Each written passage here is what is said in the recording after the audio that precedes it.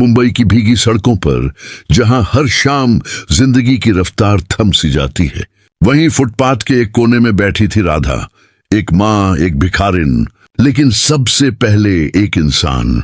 उसके चेहरे पर वक्त की मार साफ झलकती थी, पर उसकी आंखों में अब भी उम्मीद की लौ टिमटिमा रही थी।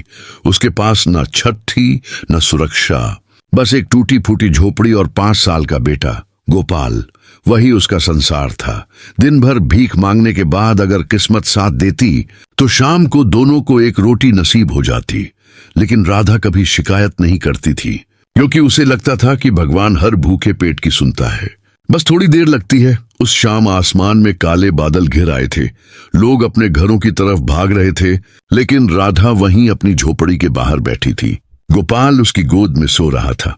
उसके झोले में बस एक आखिरी रोटी बची थी, वही रोटी जो उसकी और उसके बेटे की आखिरी उम्मीद थी। उसने थककर आसमान की ओर देखा और धीरे से बोली, हे भगवान, आज भी मेरे बच्चे को भूखा मत सुलाना। उसकी आंखों में आंसू थे, पर होठों पर मुस्कान। मां थी ना, अपनी तकलीफा में भी बेटे के लिए दुआ करती रही। राधा जानती थी कि गरीबी सिर्फ पेट की नहीं होती, इज्जत की भी होती है, मगर उसने कभी अपनी इंसानियत को नहीं बेचा। उस वक्त उसे नहीं पता था कि उसकी यही आखिरी रोटी उसकी जिंदगी का सबसे बड़ा चमत्कार बनने वाली है। ये कहानी है एक ऐसी मां की जिसने दुनिया को सिखाया कि गरीबी रोटी से नहीं, सोच से होती है। अगर आप भी मानते हैं कि भगवान इंसान के रूप में चमत्कार करता है, तो अभी चैनल को सब्सक्राइब करें, इस वीडियो को लाइक करें और कमेंट में बताएं कि आप कहां से देख रहे हैं, क्योंकि आज की यह कहानी आपके दिल को छू जाएगी। अगली सुबह जब सूरज की हल्की किरणें मुंबई की भीड़ भरी सड़कों पर पड़ी, तो राधा हमेशा की तरह अपने झोले में कुछ पुराने फूल और अगरबत्तियां लेकर मंदिर के बाहर बैठ गई।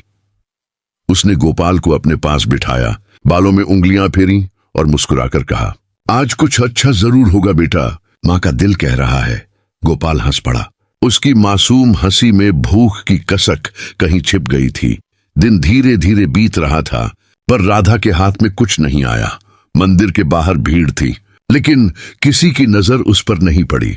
दोपहर ढलते ही धूप और गर्म हो गई। भूख से गोपाल का चेहरा उतरने लगा। राधा ने अपना झोला खोला, उसमें बस एक सूखी रोटी रखी थी। उसने सोचा, शाम तक कुछ मिल जाएगा, अभी बेटा सो जाएगा तो मैं खुद खा लूंगी। लेकिन किस्मत ने उस दिन उसके लिए कुछ और ही लिखा था। उसी वक्त मंदिर के पास एक महंगी कार आकर रुकी, चमचमाती सफेद BMW, जिसके शीशों से धूप ऐसे चमक रही थी मानो किसी दूसरे संसार की झलक हो। कार से एक सुंदर सजी धजी महिला उतरी। साथ में उसका लगभग 6-7 साल का बेटा आर्यन था।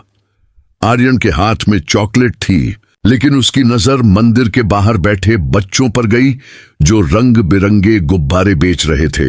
वह उछलकर बोला, मम्मी, मुझे वो लाल वाला गुब्बारा चाहिए। महिला रीमा सिंह एक बड़े बिजनेसमैन की पत्नी थी।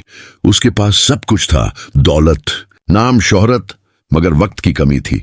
उसने झुंझलाकर कहा, आर्यन, घर चलो, मैं तुम्हें कल दिला दूंगी। यहाँ इतनी भीड़ है, पर बच्चे की जिद का कोई इलाज नहीं होता। आर्यन जमीन पर बैठ गया और रोने लगा।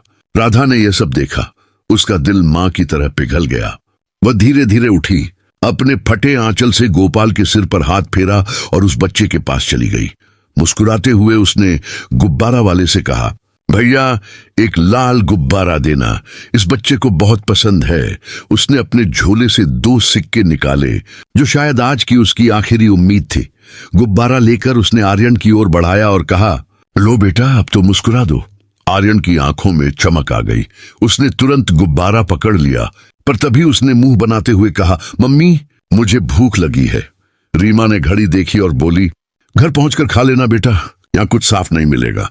लेकिन बच्चा तो बच्चा होता है। उसकी जिद बढ़ती गई। राधा कुछ पल तक चुप रही। उसने अपनी गोद में सोए गोपाल की ओर देखा, फिर अपने झोले में हाथ डाला। उसमें वही एक आखिरी रोटी रखी थी जो उसने खुद के लिए बचाई थी। उसने धीरे धीरे रोटी निकाली। उसकी आंखें नम थीं, पर चेहरे पर वही शांति थी। उसने कहा, बेटा भूखा है, भगवान के नाम पर इसे खिला दीजिए। रीमा पहले तो चौंकी। नहीं नहीं, ऐसा नहीं, हम पैसे दे देंगे। राधा ने मुस्कुराकर कहा, पैसे बाद में भी मिल सकते हैं, पर एक भूखे बच्चे की मुस्कान अमूल्य होती है। और उसने वह रोटी आर्यन के हाथ में रख दी। आर्यन ने मासूमियत से रोटी खाई, चेहरे पर संतोष था। वह बोला, मम्मी, ये रोटी तो बहुत स्वादिष्ट है। रीमा ने अपनी आंखें नीचे कर ली। उसे समझ नहीं आ रहा था कि एक भूखी माँ जो खुद कुछ खाए बिना बैठी थी, किसी और के बच्चे को खाना कैसे खिला सकती है। उसने पर्स से कुछ पैसे निकाले और राधा के आगे बढ़ाए, पर राधा ने सिर झुका लिया। मैं भी माँ हूं, और माँ का दिल हमेशा किसी और के बच्चे में अपने बच्चे को देखता है, पैसे नहीं, बस दुआ देना। उसकी बात सुनकर रीमा के शरीर में सिहरन दौड़ गई। इतने सालों में उसने कभी किसी गरीब को इस नजर से नहीं देखा था। वह कुछ कह नहीं पाई, बस चुपचाप कार की ओर मुड़ी और बोली, चलो आर्यन। कार धीरे धीरे दूर निकल गई, पर राधा की मुस्कुराहट अब भी वहीं थी। उसने गोपाल को देखा जो अब जाग चुका था, और पूछा, माँ, तुमने अपनी रोटी क्यों दे दी? राधा ने बेटे को सीने से लगाकर कहा, बेटा, भगवान हर रूप में आता है, शायद आज वो उस बच्चे के रूप में आया था। गोपाल ने कुछ नहीं कहा, बस अपनी छोटी हथेलियों से माँ के आंसू पोंछ दिए। सड़क पर शाम उतर रही थी, मंदिर की घंटियां बज रही थीं, और कहीं दूर आसमान में सूरज लाल हो रहा था। लेकिन उस दिन राधा की दुनिया में एक और रोशनी जल चुकी थी, इंसानियत की। उसे नहीं पता था कि यह छोटी सी भलाई अगले दिन उसकी जिंदगी की सबसे बड़ी कहानी बन जाएगी। एक ऐसी कहानी जो पूरे शहर को रुला देगी और सिखा जाएगी कि कभी कभी भगवान हमारी रोटियों में नहीं, हमारे कर्मों में निवास करता है। रात धीरे धीरे अपने पर्दे गिरा रही थी। दिन भर की थकान के बाद सड़कें खाली हो रही थीं, दुकानों के शटर गिर चुके थे, और हवा में एक अजीब सी ठंडक घुल गई थी। मंदिर की घंटियों की आवाज अब दूर कहीं गूंज बनकर रह गई थी। उसी सड़क के कोने में एक फटे तिरपाल के नीचे राधा अपने बेटे गोपाल के साथ बैठी थी। उसके झोले में अब कुछ भी नहीं बचा था, न खाना, न सिक्के, बस भगवान की छोटी सी तस्वीर और कुछ पुरानी दुआएं। गोपाल उसकी गोद में सिर रखे सोने की कोशिश कर रहा था। भूख से उसका पेट सिकुड़ रहा था, लेकिन राधा ने उसे अपने आंचल में ढक लिया। उसने धीरे से उसके सिर पर हाथ फेरते हुए कहा, सो जा बेटा, कल सुबह कुछ अच्छा जरूर होगा। उसकी आवाज में दर्द तो था, पर साथ ही एक अजीब सी मिठास भी थी, जैसे माँ अपने दर्द को भी ललबाई बना देती है। राधा का पेट भी कई घंटों से खाली था। उसने दिन में वो आखिरी रोटी किसी और के बच्चे को खिला दी थी, मगर उसके मन में एक गहरी शांति थी, जैसे किसी ने उसके अंदर से सारा बोझ उतार दिया हो। उसने आसमान की ओर देखा और बोली, हे भगवान, तूने मुझसे जो लिया उसके बदले शायद किसी की भूख मिटाई। अब तेरी मर्जी। हवा अब ठंडी होती जा रही थी, सर्दी उसके शरीर को काट रही थी। उसने अपने फटे आंचल से गोपाल को लपेटा, पर खुद के पास कुछ नहीं था। एक पल के लिए उसने अपनी हथेलियां रगड़ी, लेकिन वो भी बेअसर रहीं। उसकी उंगलियां नीली पड़ने लगी थीं, चेहरा ठंड से सख्त हो रहा था। गोपाल ने नींद में करवट ली और धीरे से बड़बड़ाया, माँ, मुझे भूख लगी है। राधा की आंखों से आंसू गिर पड़े, पर उसने कुछ नहीं कहा, बस अपने कांपते हाथों से बेटे के बाल सहलाए और फुसफुसाई, बेटा, भगवान हमें कभी अकेला नहीं छोड़ता, बस आंख बंद कर, कल नया दिन होगा। उसकी आवाज अब बहुत धीमी थी। चारों तरफ अंधेरा था। बीच बीच में गाड़ियों की हेडलाइटें उसकी झोपड़ी के तिरपाल पर पड़ती और फिर गायब हो जाती। बारिश की हल्की फुहारें शुरू हो गई थीं, लेकिन राधा ने बेटे को कसकर सीने से लगा लिया। उसका शरीर कांप रहा था, मगर उसका दिल शांत था। कुछ देर बाद हवा और ठंडी हो गई। गोपाल अब गहरी नींद में था। राधा ने आखिरी बार अपने बेटे का चेहरा देखा, उसके माथे को चूमा और धीमे से बोली, मेरा लाल हमेशा मुस्कुराता रहे। रात बीतती गई। सड़कें बिल्कुल सुनसान थीं। पास के मंदिर से शंख बजने की आवाज आई, सुबह होने का संकेत। आसमान में हल्की रोशनी फैली, पर उस कोने में जहां राधा बैठी थी अब सन्नाटा था। सूरज की पहली किरण उसके चेहरे पर पड़ी, वही चेहरा जो कल तक मुस्कुरा रहा था, आज स्थिर था। राधा अब चुप थी, हमेशा के लिए। उसकी बाहों में अब भी गोपाल था, जो नींद में था और अपनी माँ की गोद में खुद को सुरक्षित महसूस कर रहा था। उसे पता नहीं था कि उसकी माँ अब उसके साथ नहीं है। पास से गुजरने वाले कुछ लोगों ने जब ये दृश्य देखा तो रुक गए। किसी ने कहा, अरे ये तो वही भिखारिन है जो मंदिर के बाहर बैठती थी, दूसरे ने फुसफुसाया। कल इसे एक अमीर औरत से बात करते देखा था, शायद उसी ने कुछ खिलाया हो। थोड़ी देर में वहां भीड़ जमा हो गई। किसी ने पुलिस को बुलाया, किसी ने बच्चे को उठाने की कोशिश की, लेकिन गोपाल अपनी मां की गोद छोड़ना नहीं चाहता था। वो बार बार कह रहा था, मां उठो ना, मैं अब भूखा नहीं हूं। उसकी आवाज हवा में गूंज रही थी, पर राधा के होंठों पर अब भी वही हल्की सी मुस्कान थी, जैसे उसने अपने बेटे को सुरक्षित देख लिया हो। पुलिस आई, लोगों ने धीरे से राधा के शरीर को उठाया, पर उस क्षण वहां खड़े हर इंसान की आंखें नम थीं। किसी ने कहा, एक मां ने अपनी भूख से ज्यादा किसी और के बच्चे की भूख को तरजीह दी। ऐसी माएं शायद अब इस दुनिया में कम हैं। गोपाल को पास के आश्रम में ले जाया गया। वहां की एक महिला ने उसे गले लगाकर कहा, अब तू यहां रहेगा बेटा। लेकिन गोपाल बार बार वही पूछता रहा, मेरी मां कब आएगी? आसमान में सूरज अब पूरा निकल चुका था। उसकी रोशनी उस खाली कोने पर पड़ रही थी जहां कल तक राधा बैठती थी। अब वहां सिर्फ उसके झोले में रखी भगवान की तस्वीर थी, जिस पर बारिश की कुछ बूंदें जमी थीं, जैसे खुद भगवान रो रहे हों। उस रात राधा ने दुनिया को छोड़ दिया, लेकिन इंसानियत को जिंदा कर दिया। उसने सिखा दिया कि मां की ममता कभी खत्म नहीं होती, वो बस रूप बदल लेती है। और शायद उसी पल भगवान ने ऊपर से कहा होगा, इस धरती की सबसे बड़ी देवी तो ये है जिसने अपनी आखिरी रोटी किसी और के बच्चे को दे दी। अगली सुबह शहर हमेशा की तरह अपनी रफ्तार में लौट आया था। सड़कों पर हॉर्न की आवाजें, लोगों की भीड़ और दुकानों का शोर, सब कुछ वैसे ही था। लेकिन मंदिर के बाहर, जहां राधा हर रोज बैठा करती थी, वहां अब अजीब सा सन्नाटा था। मंदिर के सामने कुछ लोग खड़े थे, पुलिस की एक गाड़ी लगी थी और एक छोटे बच्चे की रोने की आवाज बार बार गूंज रही थी। उसी रास्ते से एक कार गुजर रही थी, वही सफेद BMW। स्टीयरिंग पर रीमा सिंह बैठी थी और पीछे सीट पर आर्यन अपने स्कूल यूनिफॉर्म में तैयार था। आज उसका मूड अच्छा था। उसने मुस्कुराकर कहा, मम्मी याद है कल वाली आंटी जिनसे मैंने रोटी खाई थी? वो बहुत अच्छी थी। रीमा ने बिना ध्यान दिए कहा, हाँ बेटा, अच्छा है तूने खा लिया, नहीं तो भूखा रह जाता। लेकिन कुछ ही सेकंड बाद जब कार उसी जगह से गुजरी जहां राधा रोज बैठती थी, उसने देखा कि वहां भीड़ जमा है। उसके अंदर कुछ खटक गया। उसने तुरंत कार रोकी। क्या हुआ वहां? उसने ड्राइवर से पूछा। ड्राइवर ने उतरकर थोड़ी देर बाद वापस आकर कहा, मैडम, वहां एक गरीब औरत मिली है, शायद रात को ठंड से मर गई। उसके पास एक छोटा बच्चा भी है। रीमा का दिल जैसे धक से रुक गया। उसने तुरंत कार का दरवाजा खोला और भीड़ की तरफ भागी। वहां जमीन पर राधा का शरीर पड़ा था, वही चेहरा, वही आंचल, पर अब आंखें बंद थीं। पास में छोटा सा गोपाल बैठा था, अपनी मां की गोद पकड़े रोता हुआ, मां उठो ना, देखो सूरज निकल आया है। रीमा के कदम वहीं ठिठक गए, उसके होंठ कांपने लगे और आंखें भर आईं। उसने बच्चे को देखा जो बिल्कुल वही उम्र का था जितना उसका आर्यन। तभी आर्यन भी भागता हुआ उसके पास आया और बोला, मम्मी, यही वो आंटी है जिन्होंने मुझे कल रोटी दी थी। वो वाक्य सुनते ही रीमा के पैरों तले जमीन खिसक गई। उसे लगा जैसे किसी ने उसका दिल निचोड़ लिया हो। उसकी आंखों के सामने वो दृश्य घूमने लगा जब राधा ने बिना झिझक अपने झोले से आखिरी रोटी निकालकर आर्यन को दी थी।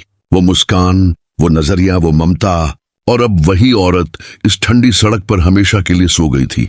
रीमा के आंसू रुक नहीं रहे थे। उसने गोपाल को अपनी बाहों में उठा लिया। बच्चा सहमा हुआ था, पर उसकी मासूम आंखों में विश्वास की एक हल्की सी चमक थी, जैसे उसे लगा हो कि उसकी मां ने उसे किसी सुरक्षित हाथों में भेजा है। रीमा ने पुलिस से पूछा, अब इस बच्चे का क्या होगा? एक पुलिस वाले ने कहा, मैडम, शायद कोई रिश्तेदार नहीं है। हमें पता चला है कि ये दोनों पिछले साल से यहीं रहते थे। महिला हर शाम मंदिर के बाहर आती थी और लोगों को खाना खिलाती थी अगर कुछ मिल जाता था। बहुत नेक दिल थी। रीमा का गला रूंध गया। उसने धीरे से कहा, हाँ, वो बहुत नेक थी। उसने गोपाल को अपनी गोद में लिया, उसके बालों को सहलाया और कहा, अब से तुम मेरे बेटे के साथ रहोगे। गोपाल ने रोते हुए पूछा, आप मेरी मां को जानती थी? रीमा ने आंसू पोंछते हुए कहा, हाँ बेटा, वो मेरी बहुत बड़ी गुरु थी। उन्होंने मुझे सिखाया कि असली अमीरी पैसों में नहीं, दिल में होती है। आर्यन पास खड़ा ये सब देख रहा था। उसकी आंखों में आंसू थे। उसने अपनी जेब से एक छोटी चॉकलेट निकाली और गोपाल के हाथ में रख दी। बोला, ये तुम्हारे लिए है, अब हम दोनों भाई हैं। गोपाल ने कुछ नहीं कहा, बस उसे गले लगा लिया। भीड़ में खड़े कई लोग ये सब देख रहे थे। किसी ने कहा, ये औरत सच में धन्य है जिसने उस भिखारिन की कदर समझी। रीमा ने धीमी आवाज में कहा, नहीं, धन्य वो थी जिसने बिना कुछ मांगे इतना बड़ा सबक दे दिया। उसने वहीं खड़े होकर प्रण लिया कि वो राधा की याद में कुछ ऐसा करेगी जिससे कोई और माँ अपने बच्चे को भूखा ना सुलाए। उसी शाम उसने अपने पति को सब बताया और कहा, हमारा पैसा तभी मायने रखता है जब उससे किसी के आंसू सूखे। अगले ही दिन उसने एक संस्था शुरू की, राधा भोजनालय, जहां हर दिन 100 से ज्यादा गरीबों को मुफ्त खाना दिया जाने लगा। उस जगह की दीवार पर बड़े अक्षरों में लिखा गया, एक माँ ने अपनी आखिरी रोटी देकर हमें इंसान होना सिखाया। मंदिर के सामने जहां कभी राधा बैठती थी, अब एक छोटा सा बोर्ड लगा था जिसमें उसकी तस्वीर थी, हाथ में रोटी और चेहरे पर वही शांत मुस्कान। जब भी रीमा वहां से गुजरती, वह रुककर सिर झुकाती। आर्यन और गोपाल अब साथ स्कूल जाते थे। एक अमीर माँ और एक गरीब बेटे का रिश्ता अब खून का नहीं, इंसानियत का था। रीमा अक्सर आसमान की ओर देखती और फुसफुसाती, राधा, तुमने सच में भगवान का रूप दिखा दिया। शायद अब मैं थोड़ा इंसान बन पाई हूं। उसके आंसू अब भी बहते थे, लेकिन अब वो आंसू पछतावे के नहीं बल्कि कृतज्ञता के थे। एक ऐसी माँ के लिए जिसने अपनी आखिरी रोटी से एक पूरे परिवार का दिल बदल दिया। सुबह की धूप अब हल्के सुनहरे रंग में मंदिर की सीढ़ियों पर बिखर रही थी। हवा में अगरबत्तियों की खुशबू थी और कहीं दूर बच्चों की हंसी गूंज रही थी। वही सड़क जहां कुछ दिन पहले राधा और गोपाल रहते थे, अब पूरी तरह बदल चुकी थी। वहां अब एक सुंदर सा छोटा भवन बना था जिसके बोर्ड पर बड़े अक्षरों में लिखा था, राधा भोजनालय, जहां हर भूखे को खाना और हर इंसान को इज्जत मिले। रीमा सिंह हर सुबह वहां आती थी, साड़ी के पल्लू से सिर ढंके, बिना मेकअप, बिना दिखावे के। वह खुद लाइन में खड़े गरीब बच्चों को खाना परोसती, उनके साथ बैठती, उनसे बातें करती। उसके अंदर अब एक अलग शांति थी जो किसी भी दौलत से नहीं मिल सकती थी। उसके पति विशाल सिंह, जो पहले इस काम को सिर्फ एक इमोशनल कदम समझते थे, अब खुद हर हफ्ते वहां आने लगे थे। उन्होंने मीडिया से कहा, मेरी पत्नी ने मुझे सिखाया कि असली बिजनेस वो है जिसमें इंसानियत का मुनाफा हो। राधा भोजनालय की दीवार पर एक खूबसूरत फ्रेम टंगा था, राधा की तस्वीर जिसमें वो मुस्कुराते हुए गोपाल को गोद में लिए दिख रही थी। नीचे एक लाइन लिखी थी, माँ कभी नहीं मरती, वो बस भगवान के दिल में जगह बना लेती है। गोपाल अब 7 साल का हो गया था। वो आर्यन के साथ उसी स्कूल में पढ़ता था जहां पहले रीमा अपने बेटे को भेजती थी। दोनों बच्चे अब अविभाज्य हो गए थे।